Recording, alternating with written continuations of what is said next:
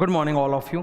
अभी CA foundation के जितने भी स्टूडेंट्स हैं जिनका रिजल्ट्स आने वाला है वो बहुत बेचैन होंगे। इंस्टीट्यूट का जनरली ये नियम होता है कि रिजल्ट्स जब आएंगे उसके 2-3 दिन पहले वो लोग एक नोटिफिकेशन डाल के बोल देते हैं कि the results are likely to be announced tentatively on such and such date. तो अभी तक आईसीएआई का ऐसा कोई नोटिफिकेशन नहीं आया कि फाउंडेशन का रिजल्ट एग्जैक्टली किस डेट को आएगा। एक एक्सपेक्टेशन थी कि 31 जुलाई विच इज़ टुडे आ जाना चाहिए, पर अभी तक तो आईसीएआई का कोई नोटिफिकेशन नहीं आया, तो वी आर वेरी अनश्योर कि आज रिजल्ट आएगा या नहीं आएगा। तो जिन स्टूडेंट्स ने भी फाउंडेशन का एग्ज़ाम दिया होगा वो बहुत बेसब्री से इंतज़ार कर रहे होंगे। मैं 2-4 बातें बता देना चाहता हूँ इसी कंटेक्स्ट में। नंबर 1 तो फाउंडेशन के रिजल्ट्स जनरली अच्छे होते हैं। अमूमन आप देखोगे 30 to 40% of the students foundation में जो अपीयर करते हैं वो क्लियर कर लेते हैं, वो क्वालिफाई कर लेते हैं। उसका एक बहुत बड़ा कारण ये होता है कि 2 साल से 11-12 का जो आपने पढ़ाई की है, जो सिलेबस आपने देखा है, वही फाउंडेशन में काफ़ी हद तक कॉमन रहता है। केवल कुछ नए सब्जेक्ट या टॉपिक्स होते हैं, वरना वो कॉमन सिलेबस होता है। तो 2 साल जिसकी तैयारी हमने की है ऑलरेडी, वो हम अगर अपीयर करने जा रहे हैं तो क्वालिफाई होने के चांसेस हमारे बढ़ जाते हैं। बट ये भी सच है कि पूरे इंडिया में जितने भी क्रीम स्टूडेंट्स हैं सब ने बैठ के वो एग्ज़ाम दिया है।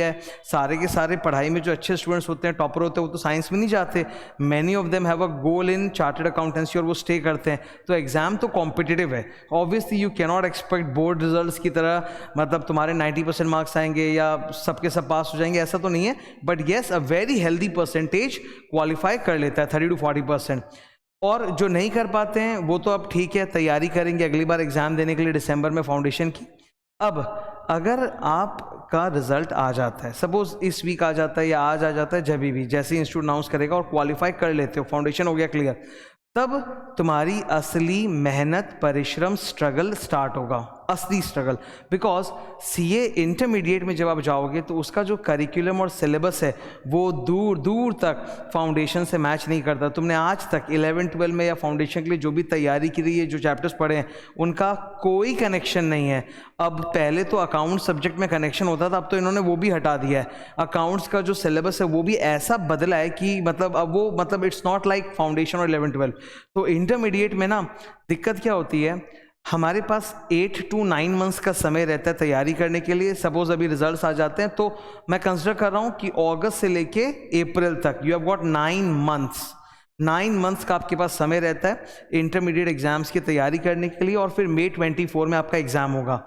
ऑब्वियसली तुम फाउंडेशन क्वालिफाई करके जब इंटर में रजिस्ट्रेशन लोगे आईसीएआई के पास, तो you will be registered under new syllabus and you will appear in May 24, जो कि न्यू सिलेबस जो आईसीएआई का आया है उसका पहला एग्जाम है।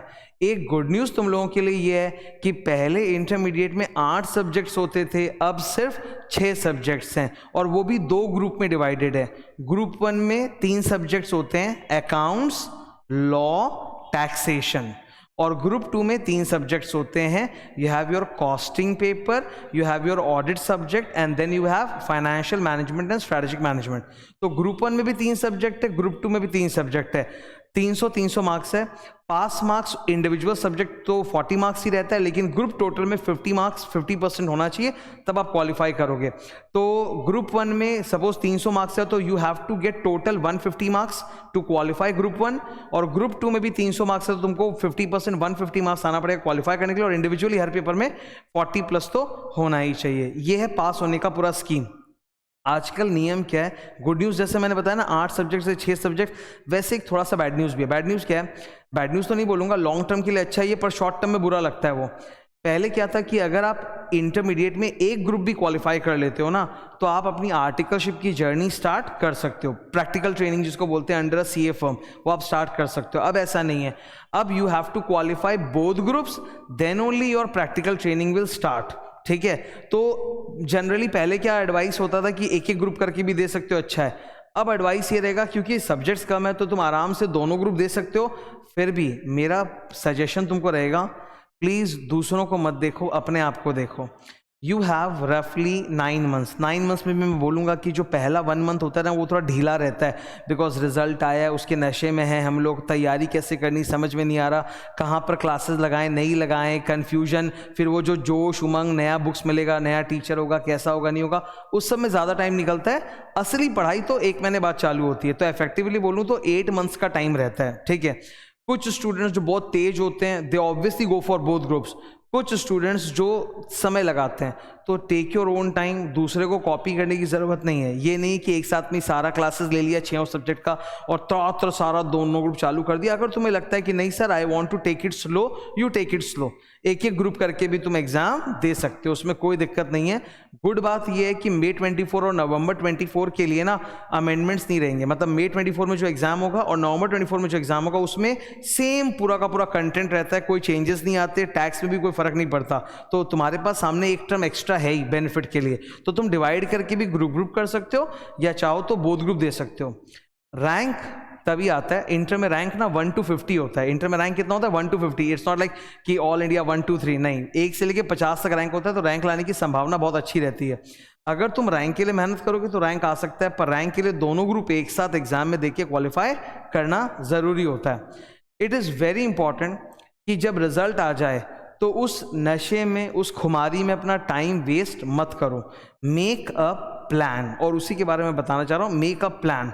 सबसे पहले जब तुम अपना प्लान बना रहे हो आने वाले 9 मंथ्स की जर्नी का, जब May 24 में तुम एग्जाम दोगे, तो यू डिसाइड कि बोथ ग्रुप देना है कि एक ग्रुप देना है। ये डिसीजन जितना अर्ली हो जाए उतना अच्छा है। लटका के करने से बाद में बहुत नुकसान होता है, ठीक है। पहले डिसीजन ले लो कि बोथ ग्रुप करेंगे कि एक ग्रुप करेंगे। अपनी कैपेबिलिटीज को देखो, दूसरों को देखने की जरूरत नहीं है। मुझसे एडवाइस मांगोगे, आई वुड सजेस्ट, क्योंकि सब्जेक्ट्स कम है, 8 के बदले 6 है, it is better that you go for both the groups, और एक साथ ही तरातर चालू कर दो। ग्रुप 1 के क्लासेस पहले, फिर ग्रुप 2 के क्लासेस। साइमल्टेनियसली करने से थोड़ा दिक्कत होता है, पहले ग्रुप 1 फिर ग्रुप 2 करोगे तो बेटर रहेगा कि एक ग्रुप तो मेरा खत्म हो गया।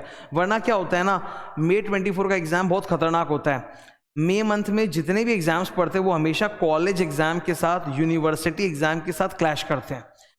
इतने सारे मतलब कॉलेज है, सेंट जेवियर्स और भी बहुत सारे कॉलेजेस हैं, उनमें हर बार का ये रोना है कि जब वो मई वाला एग्जाम का टर्म लगता है ना, उसी टाइम पे कॉलेज का कुछ एग्जाम्स रहता है जो एकदम आगे पीछे होता है, क्लैश कर जाता है। तो स्टूडेंट कंफ्यूज रहता है, मैं कॉलेज के लिए पढ़ूं कि कॉलेज में तो देना जरूरी है, या अपना सीए का टर्म डेफर करूं। हमेशा ये रहता ही रहता है। डेज तो वो आगे पीछे कर देते हैं, बट यू नो, जैसे सीए के एग्जाम्स अगर 16 दिन तक चलते हैं, अभी तो 6 एग्जाम्स हैं, तो एक दिन का गैप रहता है, 12 दिन तक चलते हैं। तो 12 दिन में भी क्या होगा, बीच की जो 6 दिन ऑफ रहेंगे ना, उसमें वो कॉलेज का एग्जाम घुस जाएगा।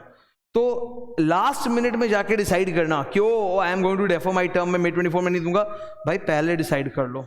गलत फैसले करोगे पूरी लाइफ चौपट हो जाती है। हम लोग बोलते हैं ना कि हाँ लाइफ में बहुत मौके आते हैं, ये आ गया मौका, इसको छोड़ो मत प्लीज। सीए इंटर जो होता है ये तुम्हारी आगे की लाइफ बना सकता है, करियर खड़ा कर सकता है, वेस्ट मत करो। बहुत बड़ी अपॉर्चुनिटी सामने है। ऑब्वियसली लाइफ में बहुत अपॉर्चुनिटीज आती है, पर जो एक अपॉर्चुनिटी जिस समय हाथ में है उसका फायदा नहीं उठाएंगे तो फिर बात ही क्या करनी है। तो ये तो बहुत बड़ा अपॉर्चुनिटी है, इसमें तुम अपना पूरा पढ़ाने का स्टेटस चेंज कर सकते हो। So many students are there जो 12 में जिनका उतना अच्छा रिजल्ट नहीं होता, अच्छा मतलब 95 टाइप्स नहीं है, 90 है, 85 ऐसे होते हैं ना, बोर्ड में तो अच्छे रिजल्ट आते ही हैं, पर उतने अच्छे भी नहीं है। वो स्टूडेंट्स भी इंटर में रैंक लाते हैं। इंटर में आके ना प्रेटी मच हर स्टूडेंट एक ही लेवल पे खड़ा हो जाता है, बिकॉज काफ़ी हद तक जो पढ़ाई करने का प्रोसेस है ना वो टीचिंग पे डिपेंडेंट होता है। 11-12 फाउंडेशन में आपके जिस लेवल के टीचर्स थे वर्सेस इंटरमीडिएट में आपके जिस लेवल के टीचर हो गए, आप कहीं भी क्लास करो एकदम अलग लेवल होगा, एकदम अलग, एकदम हाई लेवल।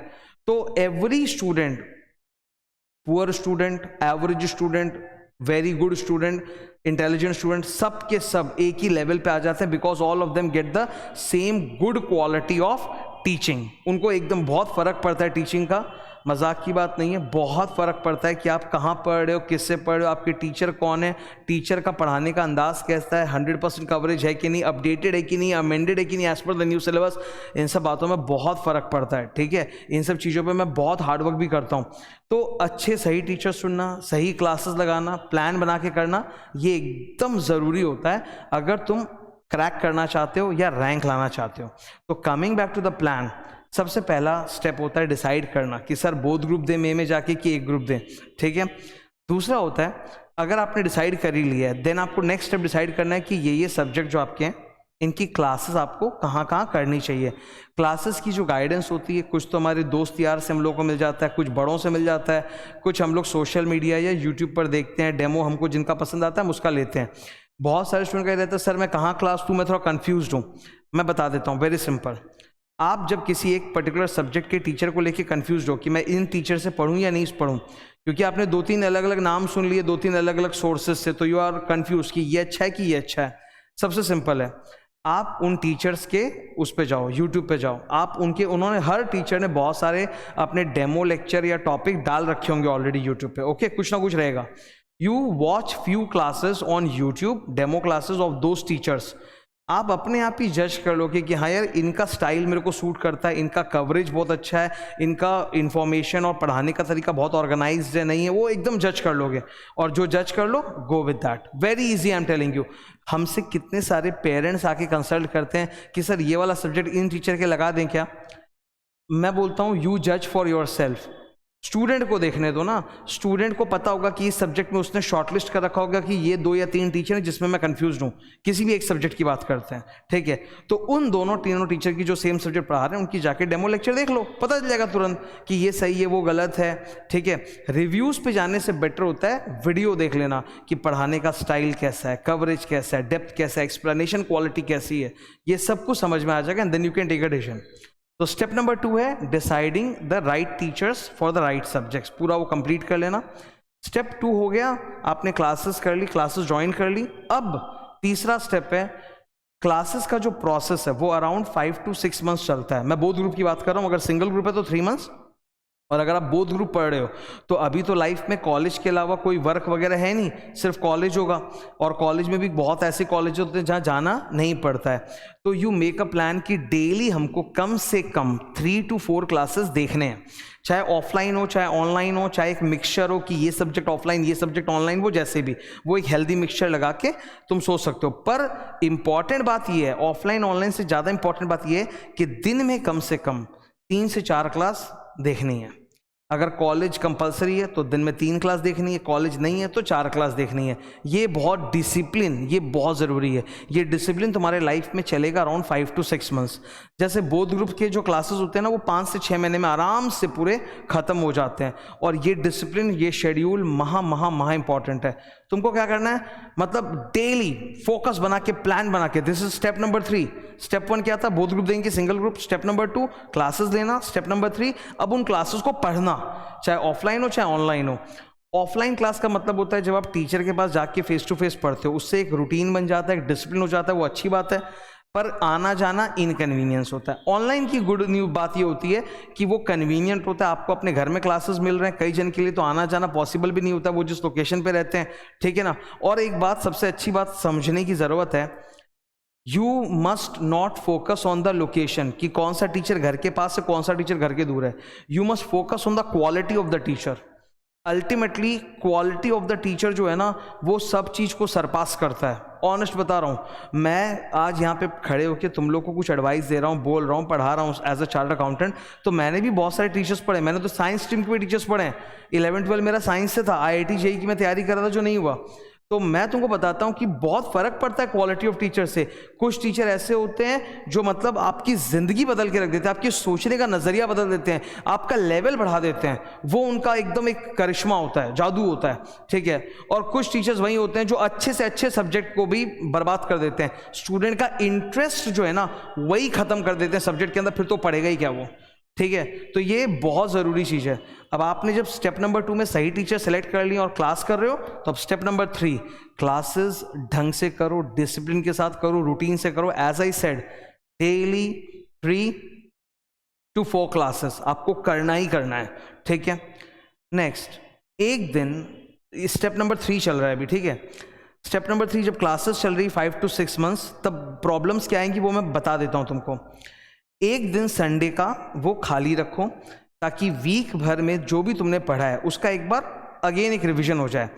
क्लासेस के बीच में तो रिवीजन होता ही है, मतलब जब 6 डेज तक क्लासेस चलते हैं ना, उस दौरान तो टीचर लोग रिवाइज कराते ही हैं उस सब्जेक्ट को, ठीक है। तो 6 दिन तक तो ऐसा नहीं कि एकदम रिवीजन नहीं हो रहा, और रिवीजन क्लास में हो जाता है, टीचर लोग ही करा देते हैं। लेकिन संडे का एक दिन खुद के लिए रखो कि खुद उसमें पूरे हफ्ते का 6 दिन में जो भी पढ़ा है वो रिवाइज कर सको, ठीक है। शुरू में मॉक टेस्ट वगैरह की जरूरत नहीं होती, शुरू में रिवीजन की जरूरत होती है। मॉक टेस्ट आता है टुवर्ड्स दी एंड, जब आपके 5-6 महीने खत्म होने वाले होते हैं ना, तब आपको मॉक टेस्ट के बारे में सोचना है। शुरू में सारा ध्यान सीखने समझने में, नया सब्जेक्ट है, नया सारा टॉपिक है, मजेदार है, उसको इंटरेस्ट देके पढ़ने में होना चाहिए और रिवाइज करने में होना चाहिए। तो संडे का दिन रिवीजन के लिए रखो। एक दिक्कत क्या आएगी तुमको, डिसिप्लिन मेंटेन करने में, ठीक है, क्योंकि आजकल ऑनलाइन प्लस ऑफलाइन क्लासेस होते हैं। प्योर ऑफलाइन में सारे सब्जेक्ट्स की सारी क्लासेस कोई स्टूडेंट करता भी नहीं है, तो उसमें डिसिप्लिन का बहुत बड़ा इशू आता है। जरा सा कोई मौका मिलेगा फांकी मारने का, घूमने का, प्लान बनाने का, वो हो जाएगा। और तुम लोगों के साथ एक बुरी बात ये होगी कि तुम ना कैलेंडर के उस पोर्शन में खड़े हो जहां सारे बड़े बड़े फेस्टिवल्स आने वाले हैं, रक्षाबंधन, दीपावली, धनतेरस, दुर्गा पूजा, नवरात्रे, वो दिसंबर तो बाप रे बाप, हम लोग तो मतलब इंडिया इतना सेकुलर देश है कि हम लोग कोई त्यौहार छोड़ना ही नहीं चाहते। गोरों का त्यौहार भी हम लोग एकदम खुशी से मनाते हैं, Christmas, new year, winter season. तो ये सारे जो डिस्टर्बेंसेस है ना, ये कहीं ना कहीं तुमको डिस्ट्रैक्ट करेंगे, तुम्हारा मन करेगा घूमने का। लेकिन मैं बोल रहा हूँ, अगर तुमने इस 5-6 महीने में कुछ भी रायता फैलाया, उसका जो घटिया रिजल्ट इफेक्ट देखने को मिलेगा ये होगा एंड में कि मई 24 में या तो एग्जाम देने जाओगे या दोगे तो फेल करोगे। तो प्लीज़ ये 5-6 महीने जो कोचिंग के चलेंगे, अगस्त टू जनवरी, इसमें बहुत सब कुछ आने वाला है, लाइफ का सारा फेस्टिवल वगैरह सब आने वाला है। वो एंजॉय करने मत रहना, वो हमेशा रहेगा तुम्हारे लिए। तुम खत्म नहीं हो रहे हो, तुम्हारी लाइफ अभी बहुत लंबी है, ठीक है ना। You are going to enjoy all those. अभी वो राइट टाइम नहीं रहेगा। क्लासेस को इज्जत से, डिसिप्लिन से, रूटीन से करना है, डिस्ट्रैक्ट नहीं होना है इन छुट्टियों में। और संडे का दिन रिविजन के लिए रखो। एक और बात मैं बोल देता हूँ, ये क्योंकि तुम लोग अभी जस्ट स्टार्ट कर रहे हो ना अपना पढ़ाई इंटर का, ये बात तुम प्लीज़ प्लीज़ समझ लो, ये बोर्ड एग्ज़ाम नहीं है, ये फाउंडेशन नहीं है। वहाँ पे क्या होता है बोर्ड एग्ज़ाम्स में, आपने अगर सपोज इकोनॉमिक्स की बात करें, आपने घटिया सटिया पढ़ के भी लिख दिया ना, 90 मार्क्स मिल जाते हैं। यहाँ नहीं होता। यहाँ इंटरमीडिएट में घटिया सटिया लिखोगे, टैक्स, लॉ, ऑडिट, एसएम, ये सब थियरी पेपर्स हैं विच आई टीच, ठीक है। टैक्स तो प्रैक्टिकल है पूरा और थ्योरी मिक्स। इनमें अगर घटिया लिखोगे, घटिया ही मार्क्स मिलेगा। You will get what you deserve. अगर तुमने खराब लिखा है ना तो खराब मार्क्स मिलेगा। तुम 90 नहीं एक्सपेक्ट कर सकते, 90 नहीं मिलने वाला। तो प्लीज़ थोड़ा सा इज्जत से, सीरियसली लेके पढ़ना। 100% कवरेज करना है, कुछ छोड़ना नहीं है। सेलेक्टिव स्टडी एकदम नहीं करना है। कोई भी सब्जेक्ट, जो अब मैं बोलने जा रहा हूँ ध्यान सुनो, कोई भी सब्जेक्ट उठाओगे ना, प्रैक्टिकल हो, थ्योरी हो, accounts, cost, FM, tax, law, audit, SM, कुछ भी, तुम देखोगे 50%, ये लिख लो तुमको बाद में तुम बोल देना कि हाँ सर आप सच बोले थे उस दिन। 50% of the chapters and topics are very interesting, मज़ेदार एंड मतलब इंटरेस्टिंग लगता है, ईजी लगता है। पर 50% होता है जो हार्ड एंड बोरिंग होता है। या तो हार्ड होता है, मतलब समझ में नहीं आ रहा, या तो बोरिंग होता है। बोरिंग को भी इंटरेस्टिंग बनाया जा सकता है, मेहनत करके होता है। बोरिंग को भी इंटरेस्टिंग बनाते हैं। मेरा काम ही वही है कि हार्ड और बोरिंग चीज़ को इंटरेस्टिंग बनाना। पर जब तुम पढ़ोगे तुमको लगेगा 50% is interesting and easy, 50% is hard and boring. तो इसको छोड़ दें क्या? इसको छोड़ देंगे तब तो फिर फेल होना एकदम तय है। बिकॉज आधा एग्जाम, आधा अटेम्प्ट देके आओगे तो पास कैसे करोगे? फेल ही करोगे। तो याद रखना, बोरिंग इज ब्यूटीफुल। ये अपना मंत्रा बना के चलो, बोरिंग इज ब्यूटीफुल। अगर बोरिंग काम करना सीख गए ना, लाइफ में वो सक्सेस मिलेगी जिसका कोई अनुमान नहीं है।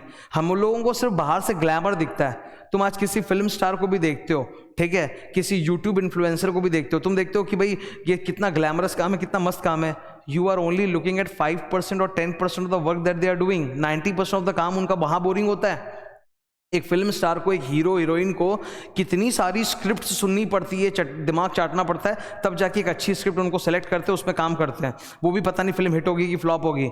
हर दिन जो शूट होता है, 1 मिनट की शूटिंग के लिए 10-10 घंटे बर्बाद होते हैं। कितना मेकअप, कॉस्ट्यूम करना पड़ता है।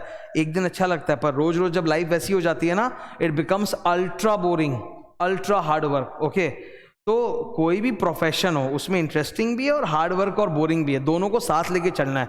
Boring is beautiful. अगर तुमने बोरिंग को एम्ब्रेस कर लिया ना, यू विल अचीव मतलब unprecedented Heights of success in your life, I am telling you, ठीक है। तो कभी भी जब पढ़ रहे हो, ये स्टेप 3 चल रहा है, जब पढ़ रहे हो, अपने सारे क्लासेस कर रहे हो, डेली का 3-4 क्लास कर रहे हो, कभी भी थको मत। अपने मन को ये मत ऑटो सजेशन देना चालू कर दो, अरे बाप रे हार्ड है, अरे बाप रे बोरिंग है, अरे मैं मर जाऊं क्या। हम अपनी मेहनत करते हैं जीवन में सफलता हासिल करने के लिए, किसी पे एहसान नहीं कर रहे हैं, ना माँ बाप पर कर रहे हैं, ना किसी और पे। हम अपने ऊपर एहसान कर रहे हैं। किसी को तो ये मौका भी नहीं मिलता, ठीक है। हम लोग आज पढ़ाई इसलिए कर पा रहे हैं बिकॉज हमारे माँ बाप एक सर्टेन इकोनॉमिक लेवल पे बिलोंग करते हैं, उन्होंने हमें इसमें डाला। देश का हर बच्चा जो है उसको ऐसे अपॉर्चुनिटी नहीं मिलती कि वो एकदम एजुकेशन में आ जाए और पढ़ाई करना चालू कर दे, मम्मी सब कर रही, वैसा नहीं होता, ठीक है। तो you should consider your self blessed. अपने आप को मानना कि भगवान ने वरदान दिया है, अपॉर्चुनिटी दिया है, इसका फ़ायदा उठाना है। मेहनत करते वक्त कोसो मत, मेहनत करते वक्त थको मत, डोंट कंप्लेन, इज्जत से प्रॉपर एकदम आनंद लेके पढ़ो, डिसिप्लिन से सारा हो जाएगा, सब कुछ हो जाएगा। Step number 4, when you have completed all your classes, ठीक है, जब आपके सारे 5-6 महीने के क्लासेस सारे खत्म हो गए, सारा सब्जेक्ट हो गया, अब आपके पास 2 से 3 महीने का वक्त बचा है। 3 महीने तो बचेंगे, जैसे जनवरी तक सारी क्लासेस खत्म हो जाएंगी तो फरवरी, मार्च, अप्रैल 3 महीना तुम्हारे पास रहेगा फॉर रिविजन एंड टेस्ट। पहले टेस्ट, अगर तुम्हारी पढ़ाई अच्छी तो पहले टेस्ट, वरना पहले रिवीजन और फिर मॉक टेस्ट वगैरह दे सकते हो। मॉक टेस्ट ना लास्ट मंथ में मत दो, जैसे अगर मई में एग्जाम है तो अप्रैल में टेस्ट वेस्ट मत दो। टेस्ट से कॉन्फिडेंस एक बार तो टूटता ही है, बिकॉज हम कितना ही अच्छा पढ़ लें वो नंबर नहीं आते जो हमने बोर्ड में देखे हैं, ठीक है, 11-12 के बोर्ड में देखे हैं। तो टेस्ट अप्रैल में मत रखना, करना है तो मार्च तक कर लेना जो भी करना है, okay. April you should be your self, complete revision और हाई ऑर्बिट में, फिर एग्जाम देना है मई में। लास्ट की जो 3 महीने होते हैं, फरवरी, मार्च, अप्रैल, ये बहुत क्रूशियल होते हैं। इनमें क्या होता है, तुम टीचर से अलग हो चुके हो, पैसिव स्टडी है नहीं, सेल्फ स्टडी करना है, एक्टिवली खुद एक डिसिप्लिन क्रिएट करना है। क्लासेस में तो क्या होता है, टीचर डिसिप्लिन क्रिएट करवाता है, पर जब आप अलग हो जाते हो ना, सेल्फ स्टडी या रिवीजन करते हो, तो खुद को विल पावर और डिसिप्लिन की जरूरत पड़ती है। तो वो 3 महीने बहुत हार्ड होते हैं, उसमें अपने आप को डिसिप्लिन रखना, फोकस रखना, रिवाइज करना, ये सब बहुत ज़रूरी है। वो रिवीजन किया हुआ बहुत काम आता है लास्ट के 12 डेज में।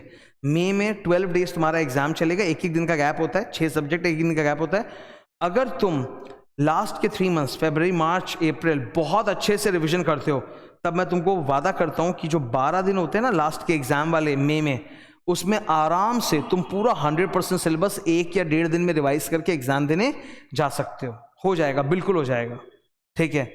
That was step number 4, revision during the last 3 months, and उसमें मॉक टेस्ट भी तुम स्प्रेड करके थोड़ा सा डाल सकते हो। Step number 5, exams. एग्जाम्स में कैसे क्या तैयारी करनी है, क्या माइंडसेट लेके जाना चाहिए, वो सब मैं बताऊंगा, पर वो बहुत बात की बात है, वो आज नहीं। तो ये 5 स्टेप्स एकदम लाइन से फॉलो करो। सबसे क्रूशियल है स्टेप नंबर 2। स्टेप 1 होता है both group, single group. Step 2 क्या बोला मैंने, सिलेक्शन ऑफ योर टीचर्स।